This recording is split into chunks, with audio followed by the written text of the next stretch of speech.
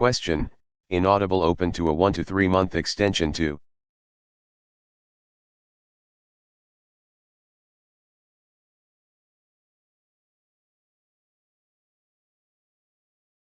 The debt ceiling, whatever Congress sends you, you're okay with it?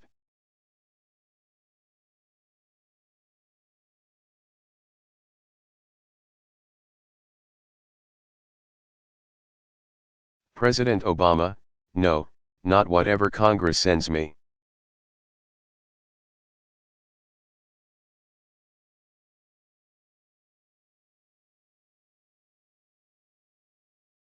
They're going to have to send me something that's sensible.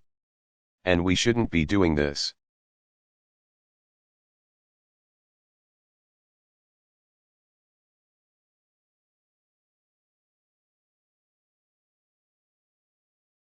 Question, inaudible.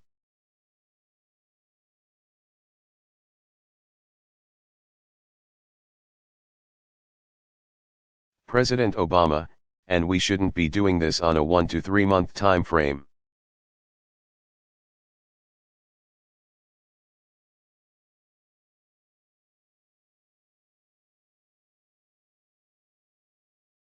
Why would we do that? This is the United States of America, Major.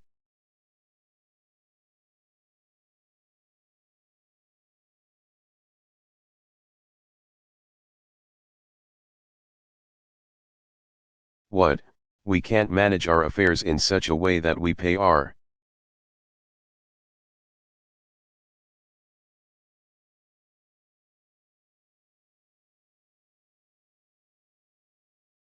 bills and we provide some certainty in terms of how we pay our bills?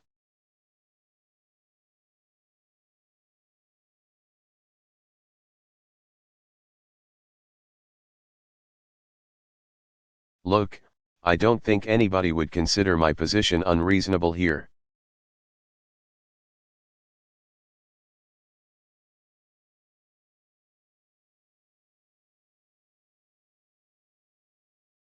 I have.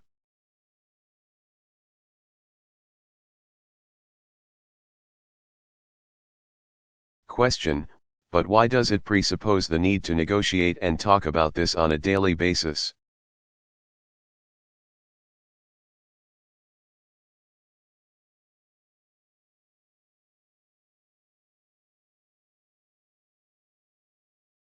Because if default is the biggest threat to the economy, why not talk about it?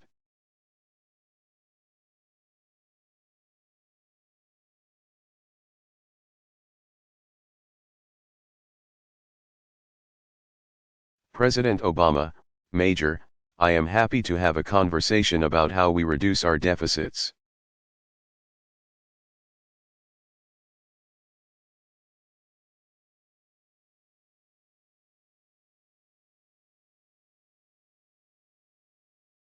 I'm not going to have a monthly or every 3 months conversation about whether or not we pay our bills.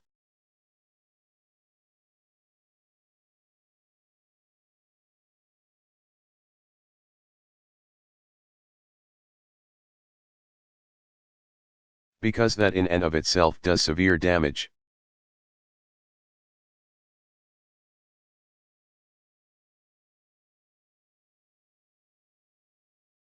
Even the threat of default hurts our economy.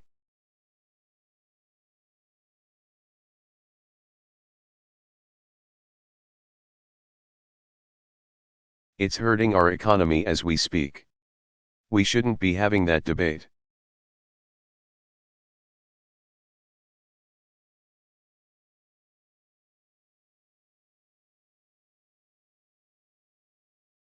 If we want to have a conversation about how to reduce our deficit, let's have that.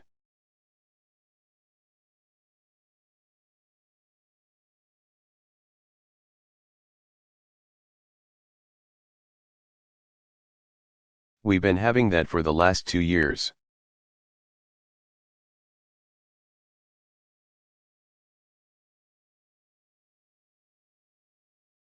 We just had an entire campaign about it.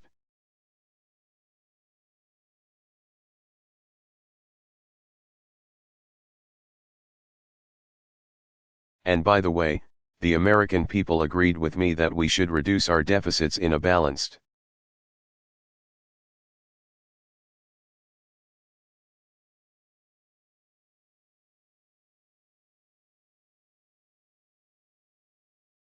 way that also takes into account the need for us to grow this economy and put people back to work.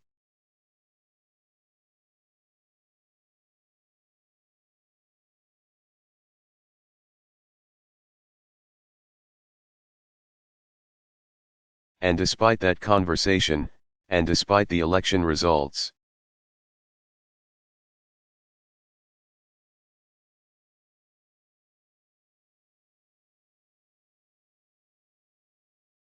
the position that's been taken on the part of some House Republicans is that, no,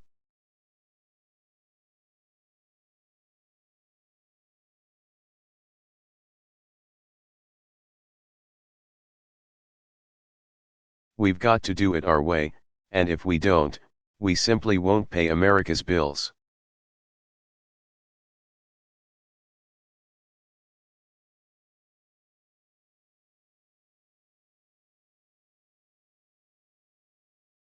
Well, that can't be a position that is sustainable over time.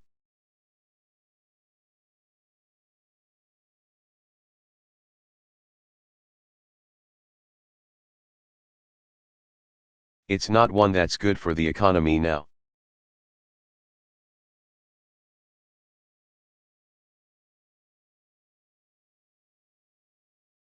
It's certainly not going to be the kind of precedent that I want to establish, not just for my presidency.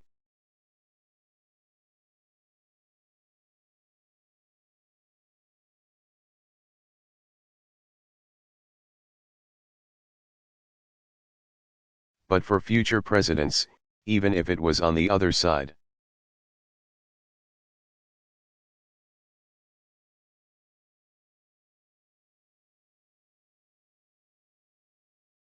Democrats don't like voting for the debt ceiling when a Republican is president.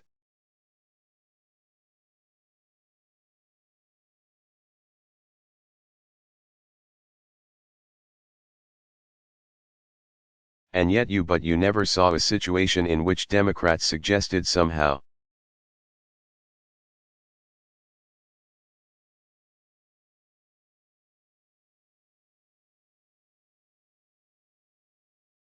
that we would go ahead and default if we didn't get 100% of our way.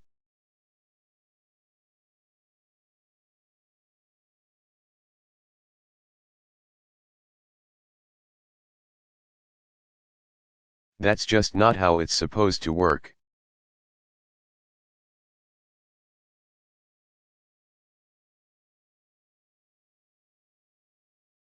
John Carl.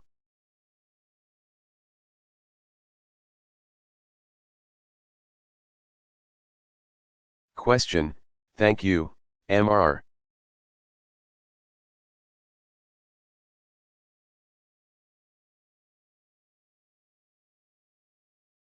President.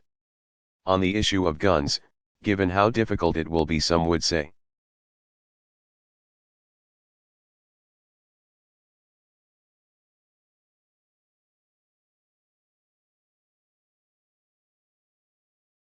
Impossible to get any gun control measure passed through this Congress.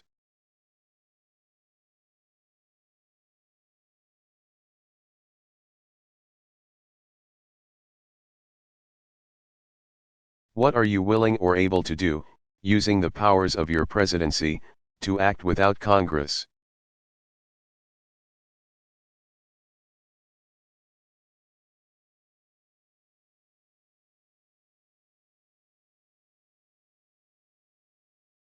And I'd also like to know, what do you make of these long lines?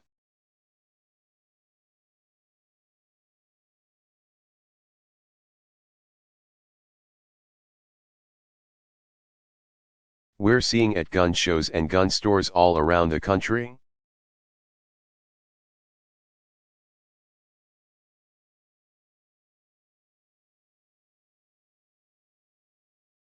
I mean, even in Connecticut, applications for guns are up since the shooting in Newtown.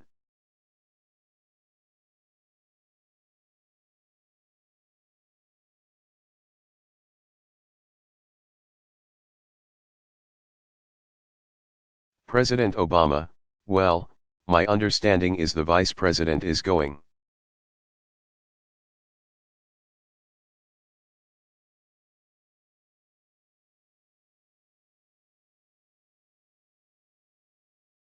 to provide a range of steps that we can take to reduce gun violence.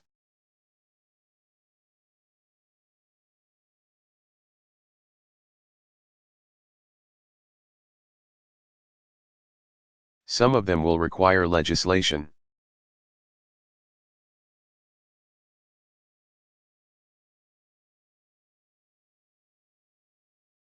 Some of them I can accomplish through executive action.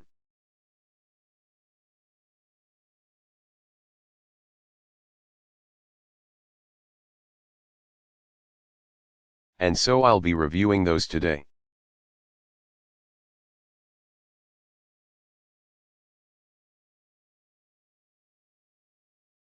And as I said, I'll speak in more detail to what we're going to go ahead and propose later in the week.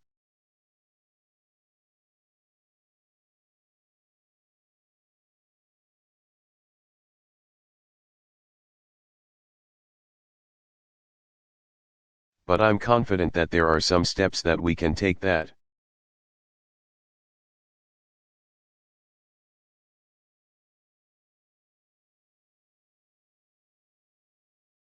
don't require legislation and that are within my authority as president.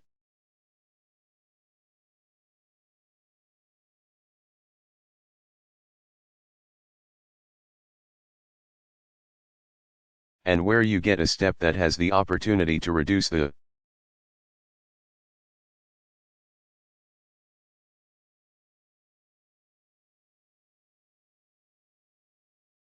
possibility of gun violence, then I want to go ahead and take it.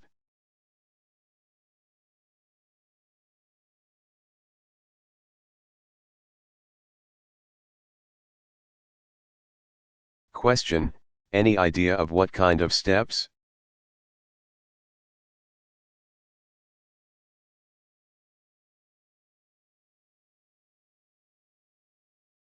President Obama, well, I think, for example, how we are gathering data, for example.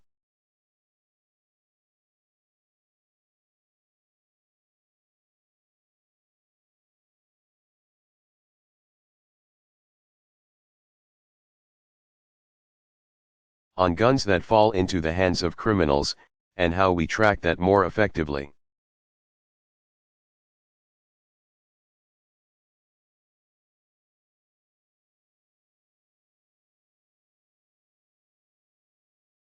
There may be some steps that we can take administratively as opposed through legislation.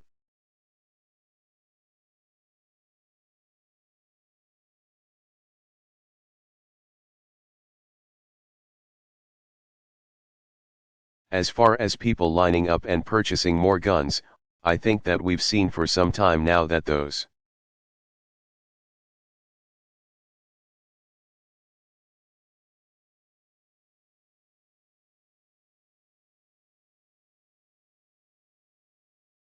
who oppose any common sense gun control or gun safety measures have a pretty effective way of ginning up.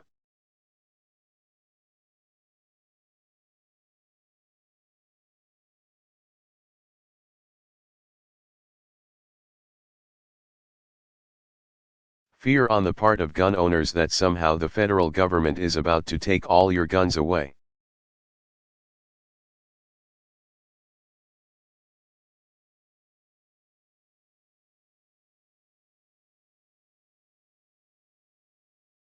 And there's probably an economic element to that. It obviously is good for business.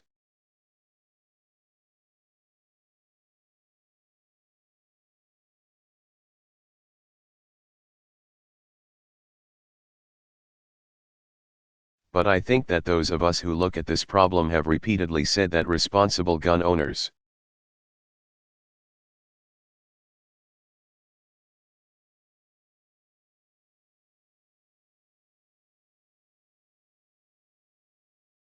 people who have a gun for protection, for hunting, for sportsmanship, they don't have anything to worry about.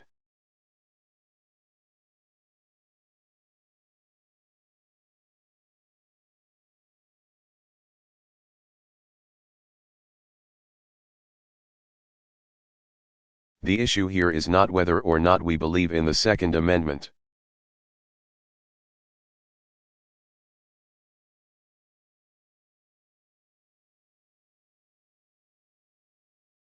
The issue is, are there some sensible steps that we can take to make sure that somebody like the individual,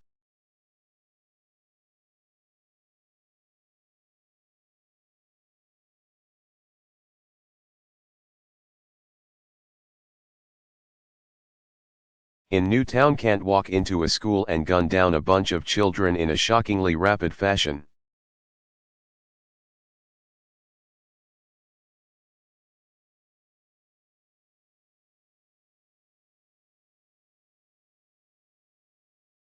And surely, we can do something about that.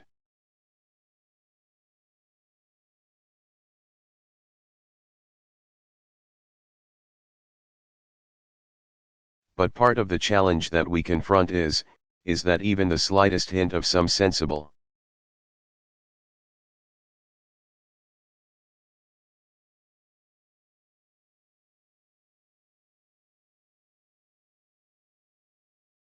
responsible legislation in this area fans this notion that somehow, here it comes and everybody's guns are going to be taken away.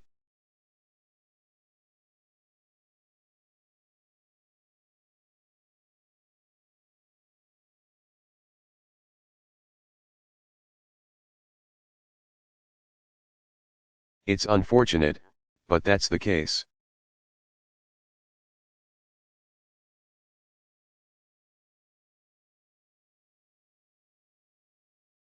And if you look at over the first 4 years of my administration,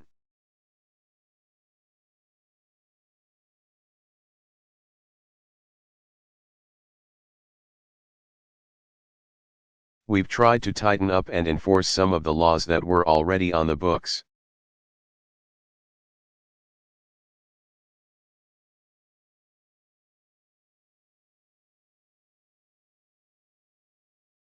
But it would be pretty hard to argue that somehow gun owners have had their rights infringed.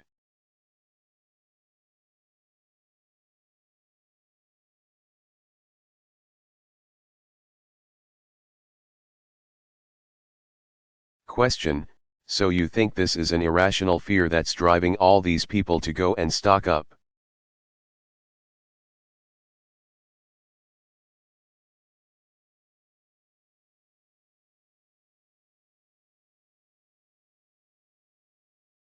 President Obama, excuse me?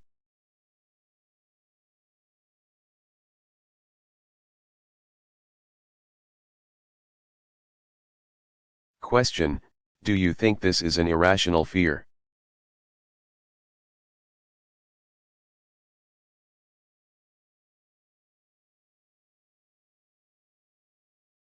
President Obama, well, as I said, I think it's a fear that's fanned by those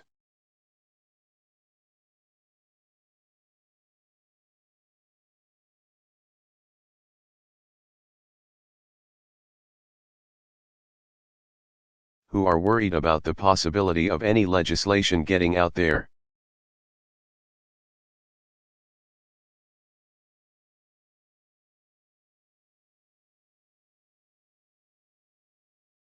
Juliana Goldman.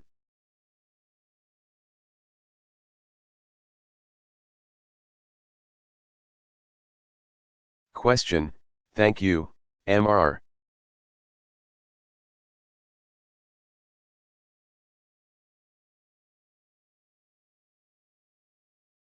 President.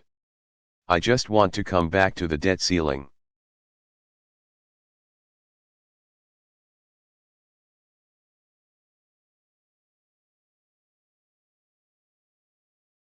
Because in the summer of 2011, you said that you wouldn't negotiate on the debt ceiling, and you did.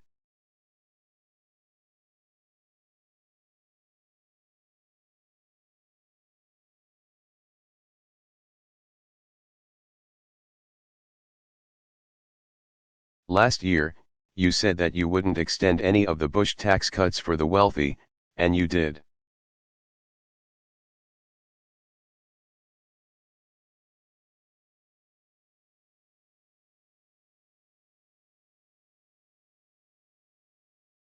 So as you say now that you're not going to negotiate on the debt ceiling this year.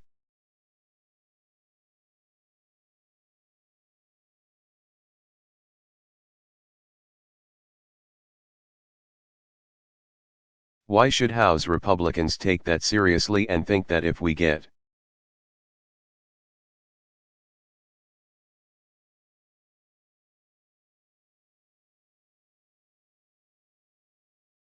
to the 1 minute to midnight scenario, that you're not going to back down?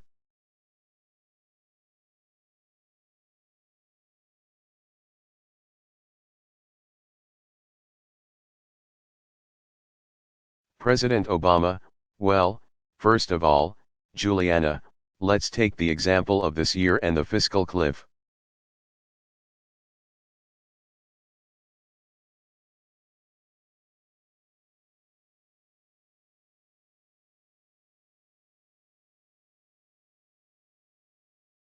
I didn't say that I would not have any conversations at all about extending the Bush tax cuts.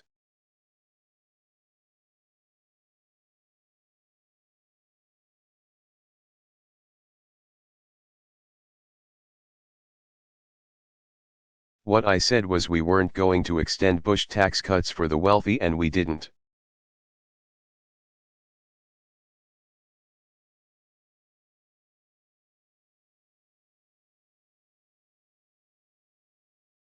Now, you can argue that during the campaign I said I set the criteria for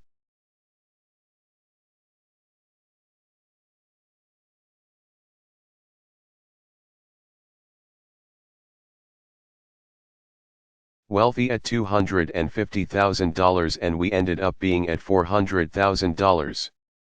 But the fact of the matter is millionaires.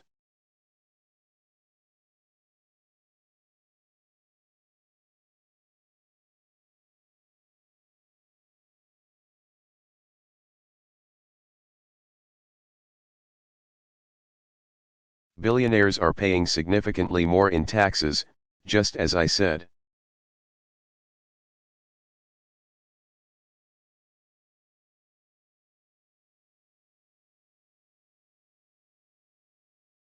So from the start, my concern was making sure that we had a tax code that was fair and that protected the middle class.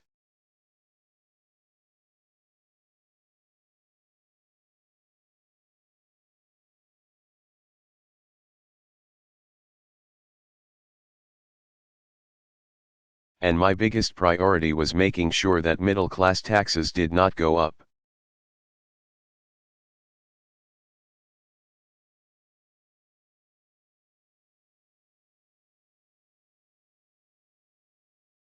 The difference between this year and 2011 is the fact that we've already made $1.2 trillion in cuts.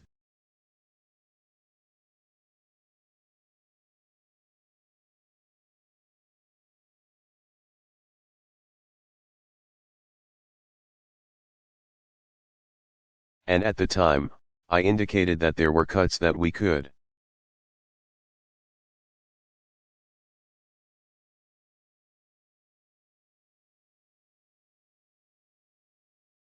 Sensibly make that would not damage our economy, would not impede growth.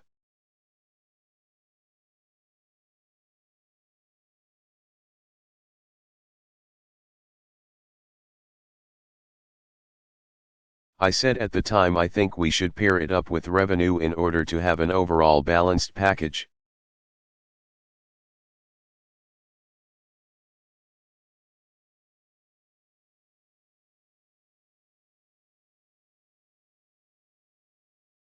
But my own budget reflected cuts in discretionary spending.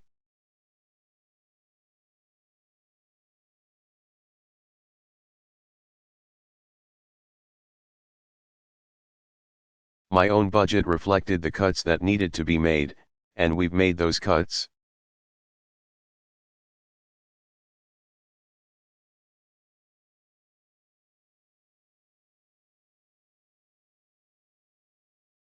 Now, the challenge going forward is that we've now made some big cuts.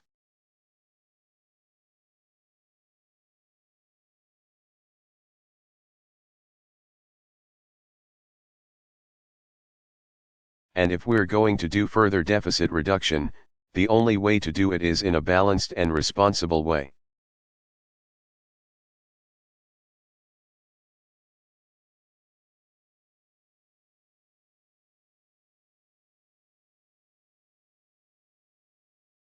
The alternative is for us to go ahead and cut commitments that we've made on things like Medicare.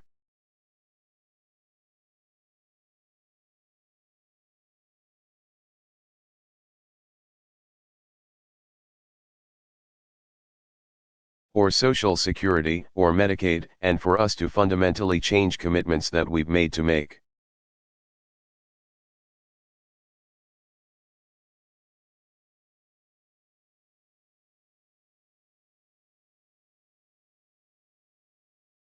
Sure that seniors don't go into poverty, or that children who are disabled are properly cared for.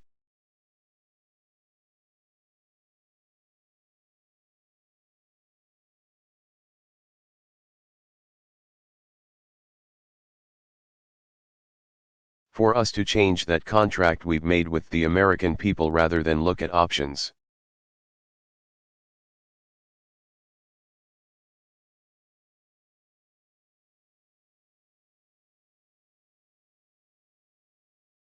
Like closing loopholes for corporations that they don't need, that points to a long-term trend in which we have fundamentally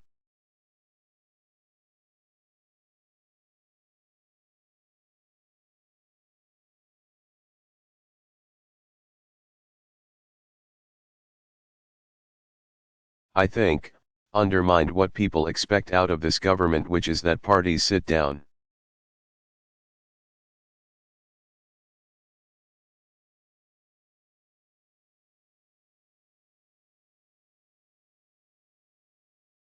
They negotiate, they compromise, but they also reflect the will of the American people.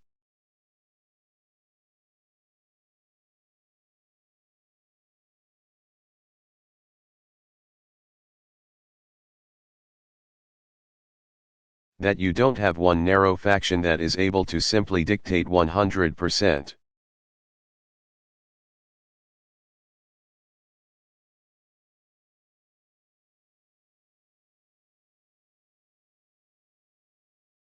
Of what they want all the time, or otherwise threaten that we destroy the American economy.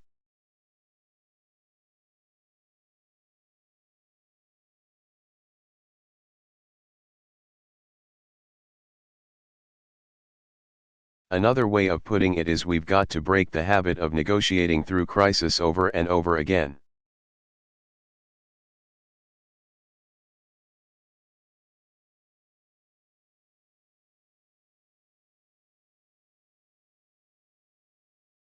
And now is as good of a time as any, at the start of my second term.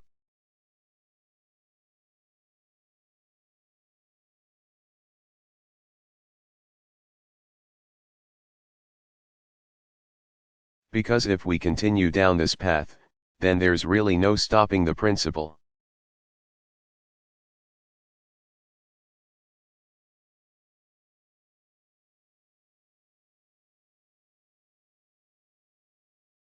I mean, literally, even in divided government, even where we've got a Democratic president and a Democratic Senate.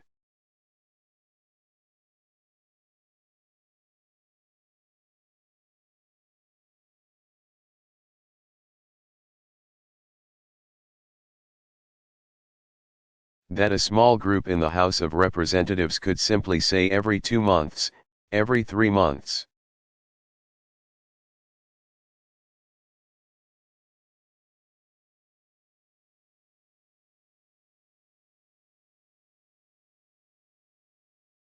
Every 6 months, every year, we are going to more and more change the economy in ways that we prefer.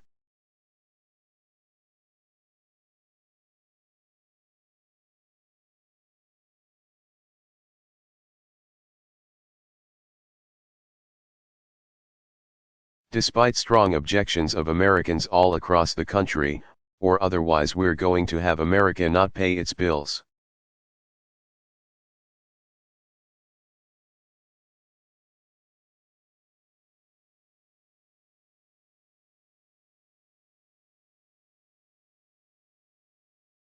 and that is no way for us to do business.